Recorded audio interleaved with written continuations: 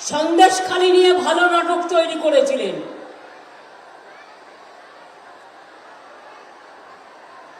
আসল তথ্য ফাঁস হয়ে গেছে।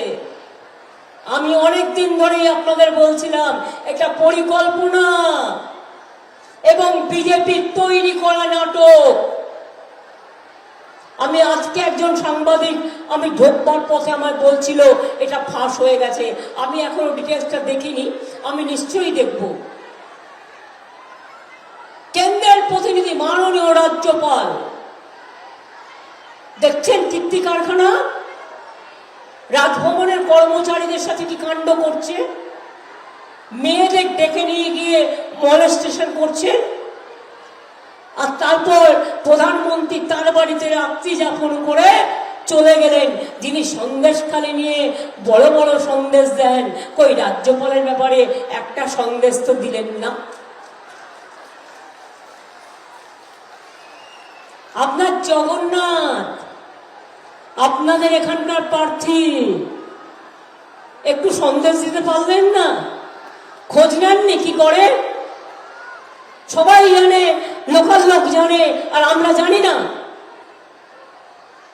কেন মুকুটমণি বিজেপি ছেড়ে তৃণমূলে চলে এলো? ওরা সবাই জানে ঘটনায়, লজ্জায় শিউরে ওঠে। এদের ভোটে দাঁড়ানোর মতো অধিকার আছে না, ক্ষমতা আছে না, এইটুকু ভদ্রতা আছে? কিচ্ছু নেই। এবার মতুয়াদের ঠকিয়ে যাচ্ছে।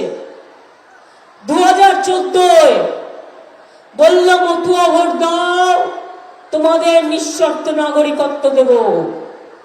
2019 বলল মতুয়া ভোট দাও, তোমাদের নাগরিকত্ব দেব। 2021 বলল মতুয়া ভোট দাও, আমরা তোমাদেরকে এক করে দেব। আর এখন জিজ্ঞেস করুন, এটা 2024, এখন বলছে ইলেকশনের আগে একটা কে নোটিফিকেশন করেছে? কেউ যায়নি, যে যাবে সঙ্গে সঙ্গে বিদেশি হয়ে যাবে। তার মানে আপনাদের বিদেশি করার পরিকল্পনা। লজ্জা করে না এদের? লজ্জা ঘৃণা ভয় কিছু থাকতে নয়। লজ্জা থাকলে বলতাম দরিয়ার কলসি দিলাম, যাও গিয়ে পানি তুলে নিয়ে এসো, জল তুলে নিয়ে এসো। তোমাদের মতুয়া প্রার্থী কোথায় ছিল সেদিন? বড় মাকে আজ নয়, মারা গেছেন কিছুদিন আগে, কয়েক বছর আগে। মনে রাখবেন, বড় মা যখন অসুস্থ হতো, গত 30 বছর ধরে আমার ছাত্র যুব রাজনীতির সময় থেকে বড় মা চিকিৎসা করাবার জন্য আমি নিয়ে যেতাম। আমাকে বালু বলতো, দিদি বড় মা অসুস্থ, আমি বলতাম শিগগিরই বেলভিউতে নিয়ে গিয়ে ভর্তি কর।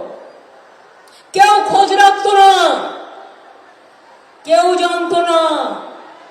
আর আমি বারবার যাওয়ার পর মতুয়াদের ঠাকুর বাড়ির উন্নয়ন করলাম। হরিচাঁদ ঠাকুরের নামে আমরা সম্ভবত বিশ্ববিদ্যালয়, কন্যাশ্রী বিশ্ববিদ্যালয় একটা ক্যাম্পও করে দিয়েছি।